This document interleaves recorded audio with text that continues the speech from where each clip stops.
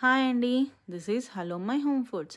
ఇవాళ వంట రాని వాళ్ళు కూడా ఈజీగా చేసుకుని రవ్వ ఉప్మా ఎలా చేయాలో చూద్దామా? ముందుగా బాణీలో నూనె వేసుకుని శనగపప్పు, మినప్పప్పు, ఆవాలు, ఎండుమిర్చి, జీడిపప్పు వేసుకుని దోరగా వేయించుకోవాలి. అందులోనే 2 కరివేపాకు రమ్మలు, పచ్చిమిర్చి, అల్లం తురుము, ఉల్లిపాయ ముక్కలు వేసుకొని వేయించుకోవాలి. అవి వేగిన తర్వాత సరిపడా నీళ్లు పోసుకోవాలి. 1:2 రేషియో అండోయ్. ఒక కప్పు రవ్వ అయితే 2 కప్పులు వాటర్ అనమాట. అందులోనే సరిపడ ఉప్పు వేసుకుని కలుపుకుని మూత పెట్టుకోవాలి. ఇలా వాటర్ మరగంగానే 1 కప్ రవ్వ తీసుకుని అలా కలుపుకుంటూ ఉండాలి.